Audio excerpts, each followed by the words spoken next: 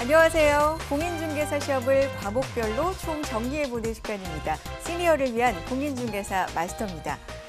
공인중개사 시험을 준비하는 분들 이야기를 들어보면요. 1차 시험 과목 중에서 민법은 그래도 일상생활 속에서 주변에서 예를 찾을 수 있어서 생각보다 좀 쉬웠지만 반면에 부동산학 개론은 생각보다 참 어려운 과목이었다. 이런 이야기들 많이 하시더라고요. 그 이유로는 수학 문제도 나오고 계산도 나오고 심지어 공식까지 암기해야 하기 때문이라고 하는데 이게 또 단순 암기가 중요한 게 아니라요. 이해까지 하고 수학적인 감각도 필요하기 때문에 참 어려웠다 이런 말씀들 많이 하십니다. 자, 그런데 거꾸로 생각을 해보면 단순 암기가 필요 없다 하는 이야기는 이해를 한다면 진짜 나의 지식이 된다 뭐 이런 이야기도 되잖아요. 하나하나 이해하시면서 내 걸로 만드는 재미 느끼시면서 공부해 보셨으면 좋겠습니다. 자, 오늘도 부동산학 개론 함께 하실 거예요. 부동산학 개론의 지존 이희봉 교수님의 강의 들어보겠습니다. 지금부터 시작할게요. 박수로 맞아주시죠.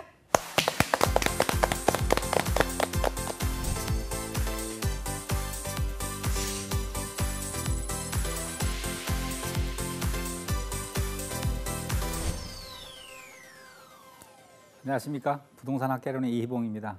우리 지난 시간까지 수요 공급에 대해서 배웠습니다. 오늘은 부동산 시장의 경기 변동에 대해서 배워보도록 하겠습니다. 보통 이제 한 문제에서 두 문제 정도가 출제가 되는데 여기에서는 뭐 내용이 그렇게 크게 어렵지는 않습니다. 그래서 경기 변동이라는 것이 무슨 뜻을 갖느냐, 경제 활동이 상승하고 하강하고 이런 것들을 경기라고 하는 거죠. 그러나 반복된다는 걸 꼭 기억해 주실 필요가 있겠습니다. 이것이 이제 규칙성을 가지고 있는데 어떤 경우가 어떻게 이제 규칙성을 보이느냐, 이것이 이제 중요한 쟁점이 되겠습니다. 경기 변동의 이제 국면이라고 하는 것이 있는데 보통 어떤 이유에 의해서 호황이 오고 그다음에 후퇴를 하게 되고 다시 이거를 이제 불황으로 이어지게 된다든가 아니면 다시 경기 회복하는 국면으로 네 국면으로 이루어지게 됩니다. 그래서 여기에 관련된 용어들이 좀 중요한 내용인데 저점이라고 하는 것은 바닥입니다. 바닥. 그러니까 그 불황 중에서 맨 저점이라고 하는 것은 바닥 국면을 얘기를 하는 거예요. 그때 저점을 찍었다 그런다면 이제 회복할 일밖에는 없겠죠. 그래서 회복하는 시장. 그다음에 이제 어떤 경기의 중간점을 봤을 때 사람들이 이게 체감을 할 수는 없습니다. 아주 그 경제와 관련된 활동을 하시는 분들이나 이런 거를 실감을 하지. 아무튼 회복 시장. 그다음에 이제 상향 시장이라고도 부르고 호황 시장이라고도 부릅니다. 그래서 모든 사람이 체감을 할 수 있을 정도로 경기가 좋아졌구나, 물건이 많이 팔리기 시작하는구나, 소득도 늘어났구나, 주택 매매가 늘어나는구나라고 느낄 때는 그것이 바로 호황 시장이다. 이렇게 이해를 하시면 될 것 같아요. 그건 어디까지 가느냐? 정점을 찍을 때까지 계속 올라가고 있죠. 요즘에 뭐 부동산 시장이 어떻게 보면은 상향 시장이다, 호황 시장이다 이렇게 말을 할 수도 있겠네요. 자, 그럼 정점을 찍고 나면 후퇴를 하게 됩니다. 어떤 이유에 의해서 뭐 이유에 대해서는 설명이 되지 않습니다만은 이런 국면이 있다는 것이 중요한 거죠. 그래서 후퇴를 하게 되고 또 후퇴가 일정 기간 계속되다 보면은 이 중간점이라고 하는 것은 모든 사람이 다 느끼는 점이라고 생각하시면 될 것 같아요. 모든 사람이 다 이거는 정말 불황이로구나. 이렇게 가다가 나라가 망할지도 모르겠다 이런 불안감을 느끼는 정도가 이제 하향 시장 불황이라고 볼 수가 있습니다. 그래서 정점을 기점으로 해서 저점까지를 확장기라고 부르고 또는 여기서 수축기라고 부릅니다. 그래서 정점을 기점으로 해서 이렇게 후퇴하는 국면과 하향 시장을 수축기라고 부르게 됩니다. 그래서 이렇게 한 사이클을 보통 한 주기라고 부르게 되고 정점과 저점 사이를 진폭이라고 부르게 됩니다. 여기서 이렇게 지칭하는 용어들은 시험에서 이 용어대로 시험에 나오기 때문에 우리가 이해는 다른 방법으로 하더라도 용어에 대한 얘기는 반드시 기억을 좀 할 필요가 있겠죠. 자, 그럼 호황 국면이라고 하는 것은 경제가 상승하는 국면이죠. 뭐 투자도 늘어나고 소득도 늘어나고 고용도 늘어나고 이런 것들이 이제 호황 측면에서 나타나게 됩니다. 후퇴 국면이라고 하는 것은 뭐냐면은 경기 순환이 이제 증말하자면 확대되었던 것들이 자꾸 뭐 투자를 뭐 거두어들이기 시작하고 또는 뭔가를 정리하기 시작하고 이런 것이 나타나는 것이 후퇴 국면이라고 볼 수가 있겠어요. 불황 국면이라고 하면은 사람들이 그 지출을 상당히 줄이게 되는 그런 측면입니다. 뭐 우리가 박근혜 정부 말기에 상당히 뭐 호주머니를 뭐 옥조였던 그런 시기가 있었는데 이제 그런 것들을 불황이라고 어떻게 보면 설명할 수도 있겠어요. 그래서 투자 주출 이런 것들을 줄이게 되고 임금 이자율 뭐 이런 것들을 뭐 하락하게 되는 그런 현상이 나타나게 됩니다. 회복이라고 하는 것은 불황 국면이 일단 지나고 난 다음에 겨점에 도달을 하게 돼서 저점을 찍고 다시 이제 회복 국면으로 진입을 하게 되는 그런 측면이라고 보게 되는데 이때는 뭐 소득도 늘어나고 고용도 늘어나고 하는 그런 전조 증상들이 나타나게 된다 이렇게 이해하시면 될 것 같아요. 자, 여기서는 이제 중요한 내용이 경기 변동은 주기를 가지더라. 그래서 호경기로부터 시작해서 다시 호경기로 가지고는 하나의 그것을 주기라고 하더라. 진폭이라고 하는 것은 저점과 정점 사이를 진폭이라고 하더라라는 측면이죠. 그래서 일반 경기에서는 지금 키친 파동이다, 주글러 파동이다, 쿠즈네츠 파동이다, 콘트라에프 파동이다라고 하는 아주 그 서양 학자들의 이름이 들어있는데 이런 서양 학자들이 어떤 경기적인 예측을 한 내용들이 어떤 일정한 기간마다 발생되는 것들을 말하는 겁니다. 그래서 키친 파동은 약 40개월 정도가 일어나게 되는 것인데 주로 어디서 일어나더라? 단기 시장, 단기 파동이 일어나고 소순환 현상이고 재고 정도 변화 정도 일어나는 걸로 나타나게 되더라. 주글러 파동이라고 하는 것은 약 8 내지 10년 정도가 걸린다. 이게 보통 주글러 파동이라고 하는 것은 우리 부동산 시장과 비견해서 설명하기도 합니다. 우리나라 부동산 시장이 약 한 10년 주기설이라고 하는 걸 가지고 있어요. 그래서 어떤 예를 들자면은 뭐 2008년이 부동산이 그때 상당히 어려웠었죠. 그때 서브프라임 모기지 사건 때문에.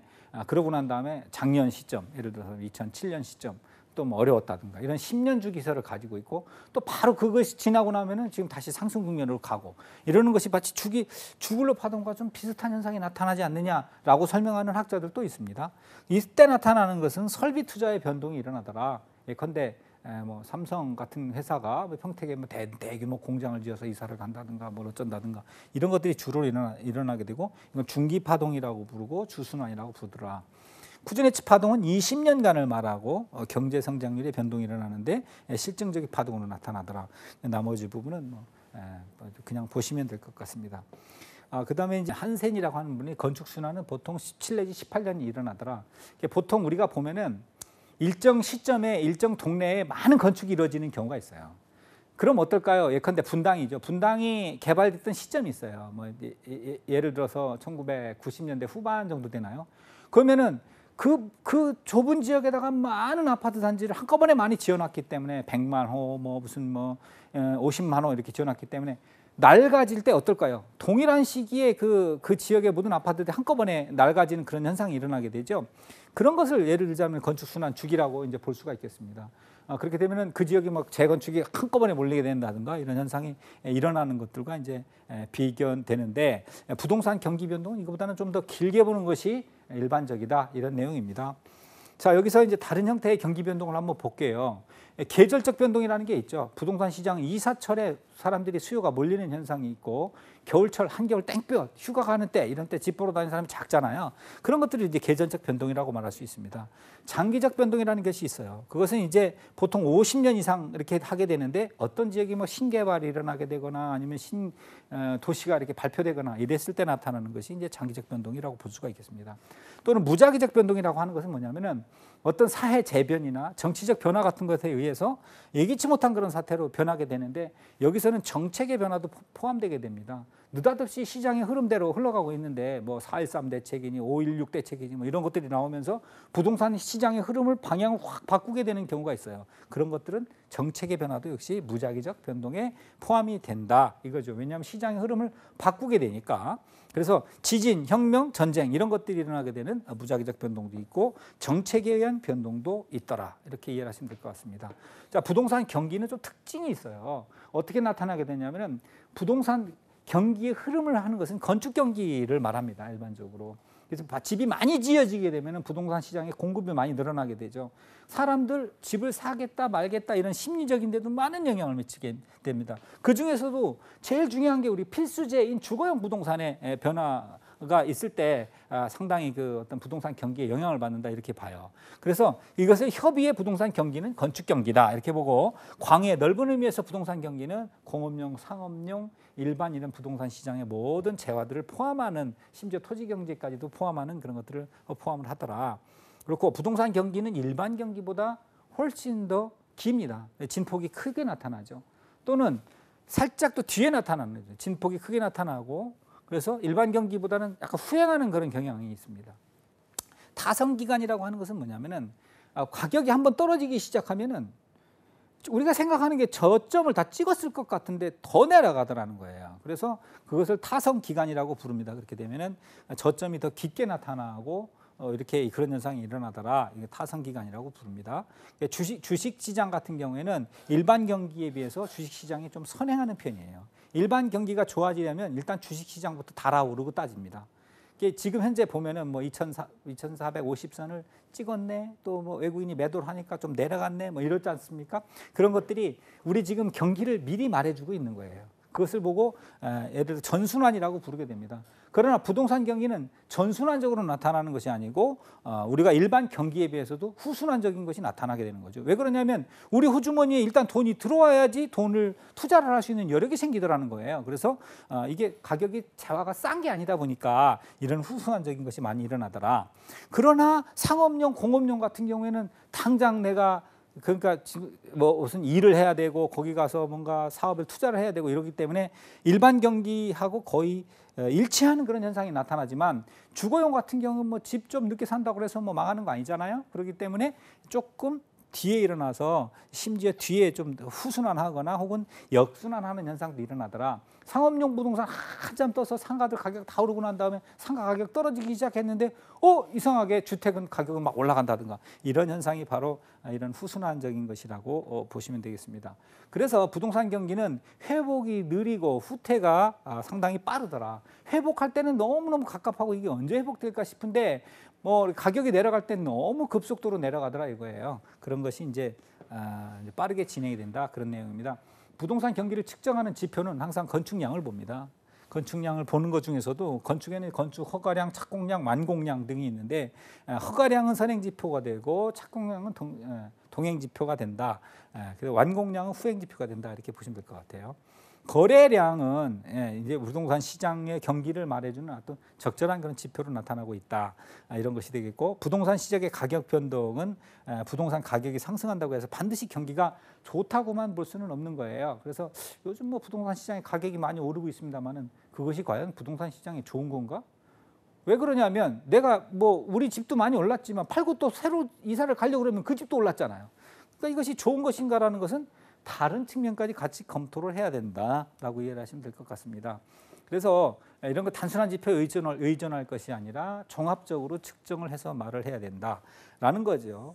처음에 자주 등장했던 부분이 이제 이겁니다. 동행지표와 선행지표와 후행지표가 있는데 동행지표는 건축량, 거래량, 가격 변동 이런 것들이 되겠고 건축허가 면적이라든가 택지 분양 실적이라든가 공식률, 공가율 이런 것들은 선행지표에 해당이 되더라 이런 내용이 되겠습니다. 자 여기서 이제 중요한 거는 경기별 유형이에요. 하향 시장이면 어떤 특징이 나타나더라 또는 상향 시장이면 어떤 특징이 나타나더라 하는 거는 매년 단골 문제로 등장을 했었던 문제입니다. 부동산 가격이 하락하네요. 그러니까 거래가 한산해지고 자 금리가 높아가지고 그럼 공가율 같은 것도 많이 늘어나게 되겠죠. 이런 것들이 이제 하향 시장에서 나타나게 됩니다. 불황 시장이 약한 부동산들이 타격을 입게 됩니다. 아까 내가 말씀드렸죠. 규모가 큰 호화주택이라든가 이런 것들은 가격이 불황 시장에서는 상당히 많이 내리게 된다. 그렇게 되죠. 또는 신개발 지역 같은 경우 너무 먼데 굳이 우리 집 주변에도 싼 거 많은데 저쪽 멀리까지 이사를 가려고 할까요? 안 일어나기 때문에 그렇게 된다는 얘기예요. 외방 중시화라고 하는 것은 무슨 얘기냐면은 누군가 한 손님이 나타났는데 물건을 사려고 해. 그럼 엄청나게 떠받들게 되겠죠. 이분은 뭔가 물건을 하나 사주시겠네. 그건 매수자 중심 시장이 되는 거예요. 매수자가 쉽게 말하자면 시장을 흐름을 쥐락펴락하게 된다 그 뜻입니다. 그래서 이 과거의 사례 가격은 그러니까 어제 분명히 계약을 했어. 그렇게 되면 하향 시장이 어떨까요? 오늘 가서 보면 그게 그나마 잘 받은 가격이더라. 이런 얘기가 된다는 거예요. 그래서 과거의 사례 가격은 현재 시점에 있어서 상한선으로 작용을 하더라. 그지 그거 1억에 받았어. 이거는 그래도 뭐 8천만 원은 줘야 돼. 이런 식의 형성이 된다는 얘기죠. 그래서 과열 투기 후의 국면으로 반드시 이어질 경우에는 소위 경기의 흐름을 잘 탄 자와 못한 자 사이에 불평등이 너무 심하게 일어나게 돼서 부동산은 뭐 사는 것도 중요합니다만 파는 게 더 중요하게 됩니다. 그래서 하향 시장에서 그런 내용을 좀 배웠네요. 회복 시장 한번 볼까요? 회복 시장은 금리가 낮아지게 됩니다. 금리가 낮게 해주고 부동산 가격은 점점 올라가고 거래가 점점 활발해집니다. 그래서 이게 광역적으로 이런 현상이 일어나기도 하고 또 개별적 지역적으로 일어나는 거죠. 흡사 지금 시장을 말하는 것 같습니다. 지금 뭐 지방 부동산 시장은 많이 힘들어요. 미분양도 엄청 많고. 그러나 서울 경기 지역은 어떻습니까? 마치 광풍이 불듯이 가격이 엄청나게 뛰어오르고 있습니다. 이런 것들이 바로 회복 시장의 징조다 이렇게 보면 이때는 누구 중심이냐? 매도자 중심입니다. 매도자. 팔겠다는 매물이 없어요 시장에. 중개사가 좀 뭐 매물을 내놓을 만한 사람을 찾으러 다녀야 되는 상황이 됩니다. 그런 현상이 커진다. 그래서 이거는 과거의 사례 가격은 항상 하한선을 형성하더라. 과거를 잊지 마세요. 이렇게 되는 거죠. 그래서 이런 현상이 회복 시장에서 나타나더라. 상향 시장 한번 볼까요? 상향 시장은 제가 아까 뭐라고 설명드렸습니까? 일반인들이 모든 사람들이 다 이 부동산 시장이 활기를 띠고 있구나라고 느끼는 시장을 상향 시장이라고 하는데 이때는 가격 상승 기대감도 커지고 거래도 활발해지고 막 이때 심지어 공급마저 늘어나. 공급자들도 시장에 뛰어들어서 뭔가 좀 한 자리를 차지하고 싶어하고 이런 현상이 일어나게 되고 역시 이거는 부동산에서 매도 물건을 내놓는 사람이 주도하는 그런 시장이 됩니다. 이때는 과거의 사례각은 항상 하한선이 되더라. 후퇴 시장은 어떤가요? 가격은 점차 하락하게 되고 거래도 한산해지고 이때는 뭐 손님 하나 나오면은 역시 또 참 뭐 극진히 모셔야 되고 근데 금리도 높아지고 이런 현상도 일어나더라. 그러나 여기서 또 중요한 건 안정시장이에요. 뭐 세상이 어떻게 돌아간다 하더라도 시장이 너무 안정돼 있더라. 그거는 이제 예컨대 가볍게 올라가고 가볍게 내려가고 이런 현상은 있지만 그것이 이제 어떤 시장 전체의 흐름에 그다지 그렇게 크게 영향을 받지 않더라.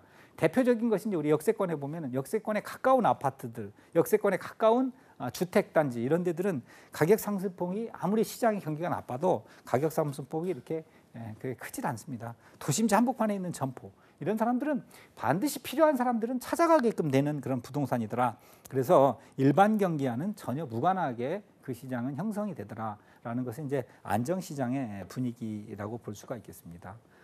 자, 다음에는 이제 부동산 시장에 있어서의 거미집 모형이라고 하는 것이 있습니다. 거미집 모형은 뭐냐면은 주택 가격이 변하든지 임대료가 변하든지 공급과 시차를 고려해 가지고 이렇게 일어나게 되는 현상입니다. 예컨대 부동산 시장에 수요와 공급의 시차가 있죠. 수요가 있고 공급이 있고 수요가 있어요. 그러면은 시장에서 이제 이만큼의 이제 초과 수요가 있다고 그러죠. 살 사람이 이만큼 많다는 거예요. 그러면 이제 공급이 막 늘어나게 되겠죠. 그럼 이만큼 공급이 늘어나게 됩니다. 그러면 다시 또 가격이 또 떨어지기 시작합니다. 수요량이 감소하기 시작해요. 그래서 거미집 모양으로 이렇게 점점 수요와 공급이 안으로 이렇게 수렴하게 되는 그런 현상을 이제 그 거미집 모형이라고 부르게 됩니다. 그래서 요거는 이제 H. 캐리라고 하는 학자에 의해서 우리가 이제 주창이 된 그런 이론인데 주택 가격이라든가 임대료라든가 이런 것들이 공급과 시차를 고려해 가지고 일시적인 균형 상태를 동태적으로 이제 분석한 그런 형태라고 볼 수가 있겠습니다. 시차가 많이 발생하는 재화에 반드시 일어나게 됩니다. 예를 들어 주택 시장에다가 적용시키면 맞는 얘기예요. 그래서 이게 농수축산물과 건축물 같은 데 적용을 시키는 이론입니다. 그래서 이것은 이제 어떤 이번 기수의 공급량이 전기의 가격과 다음 기의 공급량이 금기의 가격과 이게 좀 말이 좀 설명하기가 어려운데 이번에 나온 아파트 가격이 그 전에 나왔던 아파트 가격보다 뭐 싸다든가 비싸다든가 이런 것들이 자꾸 영향을 미치면서 수요 공급이 점점 늘어나고 줄어들고 하는 그런 현상들을 나타나게 됩니다. 이럴 때는 이제 뭐냐면은 균형이 안정적으로 되는 수렴형이 있고 이때는 수요의 가격 탄력성이 커지는 경우가 되겠습니다. 그러니까 공급의 가격 탄력성보다 크게 됐을 때 수렴형이 되고 그래서 이걸 외울 때는 좀 이게 참 잘 설명이 좀 잘 안 되는데 수탄수 이렇게 외웠던 적이 있네요. 수요의 탄력성이 커지게 되면은 이렇게 수렴형이 된다 이런 뜻이죠. 수요의 탄력성이 커지게 되면 커지게 된다. 그 다음에 수요 곡선에 공급 곡선에 이런 게 있죠. 발산형이냐 수렴형이냐를 묻는 문제가 한 두세 번 나왔었어요. 그래서 그걸 설명을 드리는 거예요. 발산형 같은 경우에는 가격이 불안정한 그런 경우라고 볼 수가 있는데 가격 탄력성이 수요 가격 탄력성이 공급의 가격 탄력성보다 이제 이렇게 크게 작게 나타나는 경우라고 볼 수가 있겠죠. 이럴 때는 수요 곡선의 기울기가 공급 곡선의 기울보다 이제 큰 경우에 나타나게 됩니다. 그렇게 돼서 발산형 같은 경우에는 수요의 가격 탄력성이 작은 경우다. 이렇게 이해하시면 되고 진동형은 균형이 중립적으로 나타난다. 이런 내용입니다. 그래서 여기 겸이집 이론이라고 하는 것은 부동산 가격이 변동하면 수요는 즉각적으로 영향을 받아서 변하게 되지만 공급은 착공에서 완공까지 상당한 시간이 소비되기 때문에 단기적으로는 가격이 급등하게 되고 공급의 이제 시차를 이렇게 추가를 해서 나타나게 되고 물량 공급이 막상 시장에서 추락하게 되게 되면은 오히려 이제 공급이 초과돼서 침체 국면에 접어든다는 그런 내용이 되겠는데 수요 초과와 공급 초과를 반복하는 그런 그래프를 나타내는 것이 거미집 이론이다. 여기서 이런 것은 왜 생기느냐 하면은 시차 때문이다. 이것도 시험에 한번 나왔었어요. 왜 그러냐? 수요와 공급의 시차 때문에 이 거미집 현상이 일어나더라. 그래서 이런 것을 주로 어디다 적용시키느냐? 그러면 주거용보다는 상업용이나 공업용 부동산에다가 적용시키기가 좋더라. 여기까지 설명을 드리겠습니다. 자, 이번 시간에 배웠던 내용을 한번 중요한 내용을 위주로 다시 한번 스킵을 한번 해보도록 할게요. 왜 그러냐면 경기 변동은 우리가 반드시 한 문제에서 두 문제 정도는 나오게 된다는 거 염두에 두시기 바랍니다. 일반적으로 건축 경기를 말하더라라는 부분, 그다음에 경기 변동의 특징은 뭐냐면 이게 중요해요. 이 부분이 일반 경기보다 주기폭이 더 길더라. 그다음에 진폭도 더 길게 나타나더라. 타선 기간이 길더라. 타선 기간은 뭡니까? 오르기 시작하면 더 오르고, 그렇죠? 내려가기 시작하면 더 내려고. 이쯤에서 가격이 멈췄으면 좋겠는데 더 내려가는 거. 이런 거 타선 기간이 길게 나타나더라. 그다음에 주식 시장은 전순환적이라고 본다면은 우리가 일반 그 부동산 시장은 후순환적으로 나타나더라. 그런 내용이 있었고, 그다음에 그럼에도 불구하고 상업용, 공업용 같은 경우에는 당장 투자를 해야 되는 자원적인 요소가 있다 보니까 일반 경기하고 동행하는 그런 현상이 나타나더라. 그리고 부동산은 경기 회복할 때는 상당히 느리게 회복하는데 가격이 한번 떨어지기 시작하면 상당히 급속도로 떨어지더라. 그래서 상승 국면은 완만하고 하향 국면은 상당히 빠르게 진행된다. 이것을 기억해 두실 필요가 있습니다. 그리고 아까 설명드렸던 대로 건축의 양이 부동산 경기의 지표가 되는데, 근데 건축 허가량, 건축 착공량, 완공량 여러 가지가 있는데, 허가량은 선행지표, 착공량은 동행지표, 완공량은 후행지표로 하더라. 그리고 부동산 가격 변동이라고 하는 것은 부동산이 상승한다고 해서 반드시 그 부동산 시장이 좋은 것만도 아니더라. 이런 내용도 좀 기억해 두실 필요가 있겠고요. 아까 말씀드렸듯이 선행지표, 동행지표 이런 내용이 있었고, 실제로 중요한 거는 여기 하향 시장에서 일어나는 현상, 회복 시장에서 일어나는 현상, 그다음에 상향 시장에서 일어나는 현상, 이 네 가지 국면에 있어서 벌어지는 것들. 그래서 이때는 이게 상당히 상식적인 내용입니다. 그래서 한산의 거래가 상당히 한산하더라. 그때 물건이 사러 오시는 분들은 상당히 대접을 받더라. 매수자 중심이더라. 그다음에 과거 세력 가격은 항상 이것을 보면은 상한선으로 형성이 되더라. 그때 판매하신 분이 그나마 비싸게 좀 너무 비싸게 판 가격이 되나요? 너무 비싸게 산 가격이 되나요? 뭐 이런 식이 되겠습니다. 회복 시장은 금리가 낮아지고 부동산 가격이 점차 증가되는 그런 시장으로서 거래가 활발하게 되는 그런 시장을 말한다. 이때는 누가 중심이 된다? 매도자 중심이 된다. 요런 지금 여기서 배워야 되는 내용들은 비교해서 이해를 하셔야 됩니다. 시험에 나올 때는 여기서 매수자 중심이다, 매도자 중심이다 이 내용을 슬쩍 바꾸든지, 아니면 여기서 가격이 점차 상승한다는 걸 하락한다는 내용을 바꾸든지, 이게 그 말이 그 말 같고, 그렇기 때문에 뭐 맞는 말 같은데 이렇게 착각하실 수도 있지만 실제 의미에서는 상당히 큰 차이가 있다는 것을 기억해 두시기 바랍니다. 그래서 회복 시장에서는 항상 과거 가격이 하한선 가격이 된다. 그런 내용. 상향 시장 역시 마찬가지입니다. 거래가 활발해지고 건축 허가 시장 또 늘어나더라. 건축 허가라는 말이 나오면은 상향 시장이다 이렇게 이해를 하시면 될 것 같아요. 그 다음에 후퇴 시장 같은 경우는 가격이 점차 하락하고 거래도 한산해지더라. 여기 지금 이 그 상후하해 이 네 가지 측면의 국면에서의 이 시험은 뭐 셀 수 없이 많이 나왔습니다. 8번, 9번 이렇게 나왔기 때문에 이번에도 뭐 저는 반드시 출제될 수 있다고 보는 대목이에요. 어렵지는 않은 내용입니다. 상식적인 내용인데 시험장에 가서 뭐 단어 하나 차이가 좀 큰데 그거를 착각을 하면은 득점하기 어려운 그런 부분이 있겠죠. 그래서 이게 익숙해져야 됩니다. 내용이 익숙해져서 그 내용이 단어라든가 이게 사용하는 것들. 안정시장은 시장의 흐름과는 무관하게 또 그 시장은 자체적으로 예를 들어 작고 큰 상승과 하락은 있지만 거기가 시장의 흐름 경기와 무관하게 움직이는 그런 시장이라고 본다. 그렇다면 위치가 좋아야 되고 규모가 작아야 된다. 클수록 고객이 작아집니다.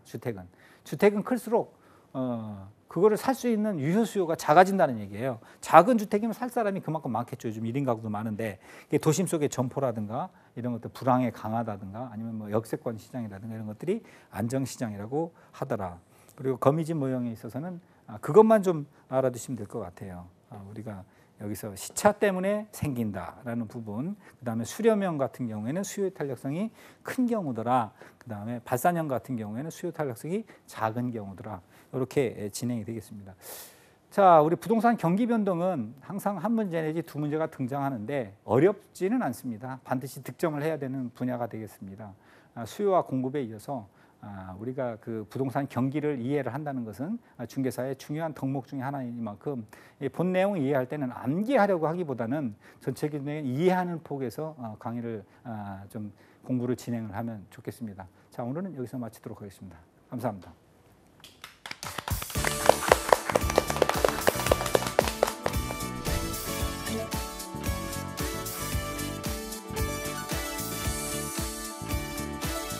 시니어를 위한 공인중개사 마스터, 오늘도 부동산학 개론 강의 함께 하셨습니다.